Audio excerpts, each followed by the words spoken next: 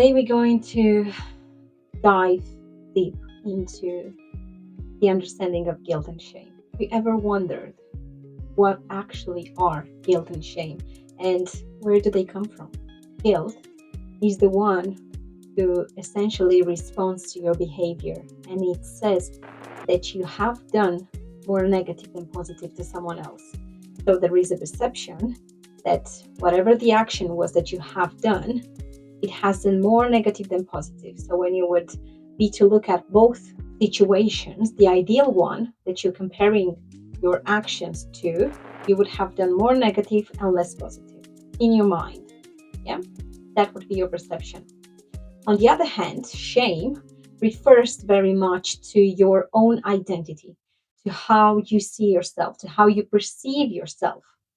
So let's say you have done something which you have a perception it was more negative to your own identity, to your own personality, then you would think about that as in, and I'll give you an example which will essentially build the bridge between the definition and the reality. Yeah, so it will make more sense for yourself. Let's say that I have done an abortion. I will have a perception that I have taken the life of a child. So that was my own decision. So I will perceive about myself as an identity, as a bad person, as a bad potential mother.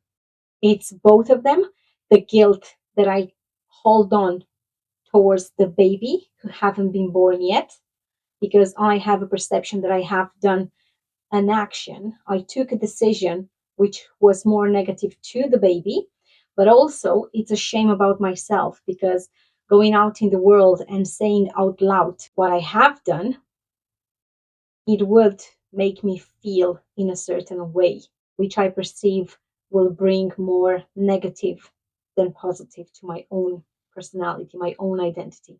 So, going from this, let me walk you through few things that is happening in our mind while we experience the guilt and shame, especially if it comes over decades, over years of carrying those feelings, and how do they show up in our life? Because very often I work with people who do not consider anymore having any guilt or shame towards events which have happened, let's say 20 years ago. However, when you work on those moments, on those perceptions, everything balances out in the mind, body, and spirit altogether. Okay, so let's explore who taught us guilt, who showed us how this comes up in our life, and what is the meaning that we are holding behind an event which brings us to a perception that we've done more negative than positive to someone else. The first thing that is happening while we are between, let's say, 0 to 7 years old is that we download all the information that is coming from the outside environment into our mind, which means essentially that whatever the background of our parents, whatever their understanding is, that will show up in our life or in a similar form. It may not be exactly the same, but it will be in a similar form. So let's say that your mother and your father have a belief in God and have a belief in heaven and hell. They do believe it. And you would very often hear from them as a child, you will get in hell because you've done that. Every time when somebody will reinforce a belief in your mind, will essentially teach you a paradigm, which is, of course, limited by their own belief system, not yours, but yours will actually be theirs until you will be able to recognize the patterns, until you will be able to think for yourself, to reframe your whole meaning. So, going from this, from the family environment, from the educational system, who would very much teach you exactly the same things, to be very or much more Much often, you would have to be nice and not mean. You would have to be kind and not cruel. Guilt and shame come from the past, and they can create the fear, the fear to be exposed, the fear to be seen, the fear to be rejected because of your past decisions, which applies pretty much to all areas of your life, in your friendship, in your family, in your employment. So, let me give you an example which will create a bridge between what I'm saying and the real life. If I'm someone who has feelings of guilt and shame because I have betrayed my husband, my best friend, my employer, this will create a behavior to balance my internal feelings, such as I will accept whatever my husband like or wants, even though before feeling the guilt and shame I would have not accepted. I will give more of my time, my resources to my friends to compensate the feelings inside, and I will work harder. Guilt and shame are created in our mind when we have an ideal version of what we would prefer or what the society tells us it's ideally. So, if as a child I was told, when you're nice, Father Christmas will bring you presents, but when you're not, God will punish you, you will essentially create a picture in your mind with both sides, having them one to the left and one to the right in your mind. And when you do the negative one, you will form feelings of resentment towards yourself for not meeting the expectations of being nice. And when you have the opposite, you will be proud of how you met these expectations, and you will now have another belief: you should be rewarded for being nice. However, both of them are imbalanced perceptions. Why? Because our goal is to train our mind to see both of them equally. Both sides are equally every single time. So let's explore how guilt and shame show up in our adult life. Because as an adult, they can show up in different forms, as in feeling guilty for setting boundaries, feeling bad for saying no, feeling selfish for resting, feeling weak for asking for help, overworking, overgiving, over apologizing, explaining yourself, earning your place. And here's the key: these are not personality traits, they are survival responses. They are outdated safety programs. And yes, they kept you connected once when you were a child, but now they keep you exhausted. But they can be transformed. So let's reframe. You are brilliantly adapted as a human being. I want to say this slowly. You are not broken. You are brilliantly adapted. Your system learned exactly what it needed to survive emotionally, first of all. And that deserves nothing else but respect and love, not shame. Now, those same patterns are inviting you these days to grow, to create safety inside rather than living the outside life, to choose yourself instead of everyone else, to rest without guilt, to receive without fear, to exist without proving yourself. You don't need to fight these patterns. We only need to listen to them and then gently to rewire them in our mind, in our brain. If you felt you're someone who is overwhelmed by guilt and shame, if you thought this is me, then you're exactly where you have to be. And this series is for you. You're not your past. You are not your coping mechanisms. You are not your survival story. You are limitless. And this is only the beginning. Okay, so let's explore even further. why we don't feel enough. So, why success doesn't heal the emptiness that we feel inside. And here's something most people don't realize: guilt and shame don't care about success, don't care about your social position. They do care about you feeling safety, about belonging, connection, about love. That's it. And some of the most accomplished people I work with in different domains, they have a common feel. They feel like frauds. They can be doctors, entrepreneurs, leaders, parents, artists, high achievers, what we would call them. People who made it. And yet they still feel, I'm not good enough. I'm behind. I'm pretending to be someone I don't want to be. I'll be exposed. Why? Because guilt and shame are not logical. They are emotional survival mechanisms, and they formed before you had the adult reasoning. So your nervous system learned the mechanisms.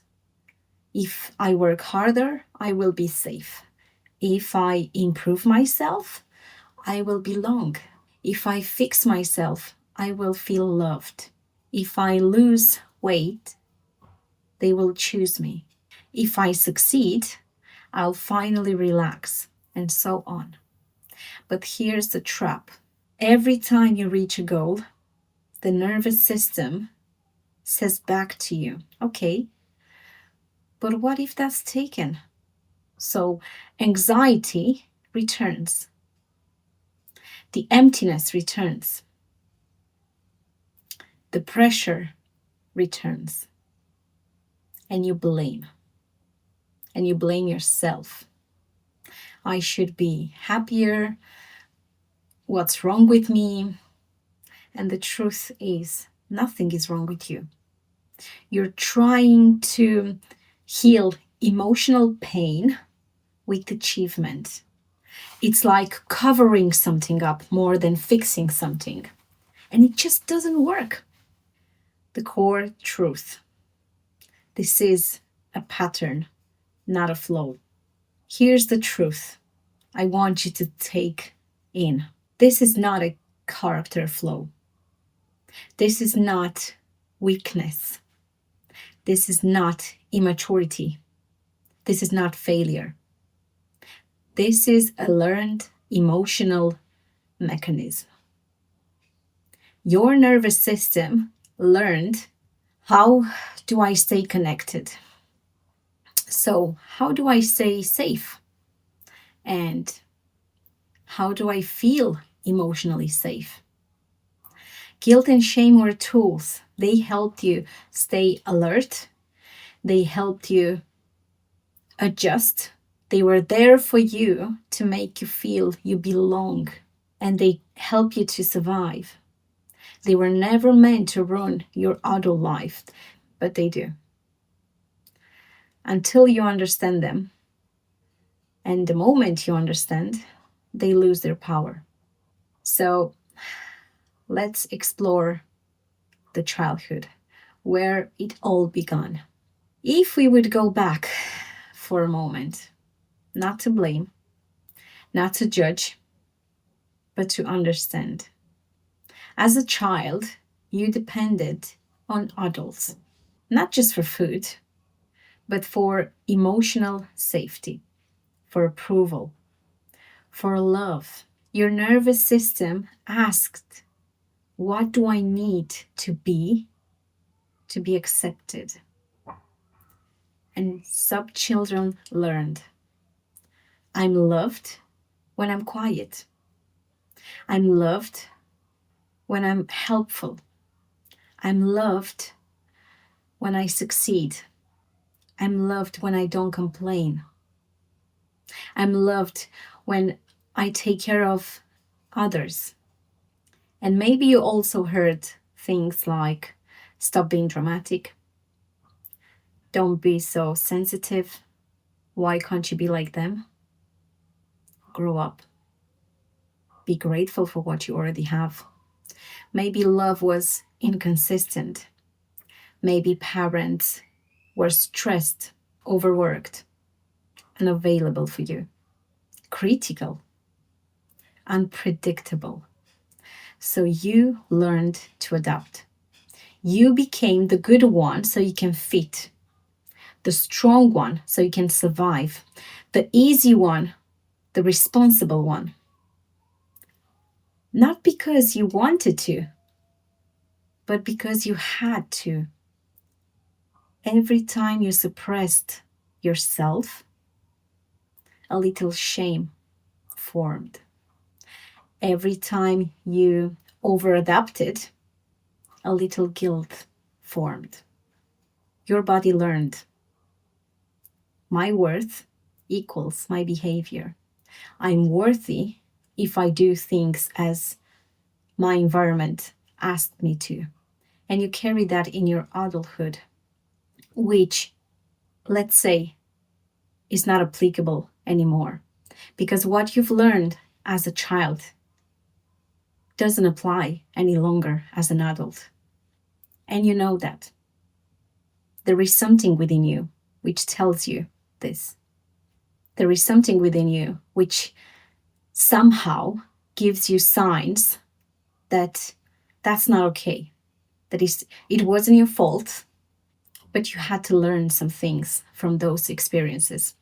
Guilt and shame are feedback mechanisms which help you to understand you are running your life outside of your values.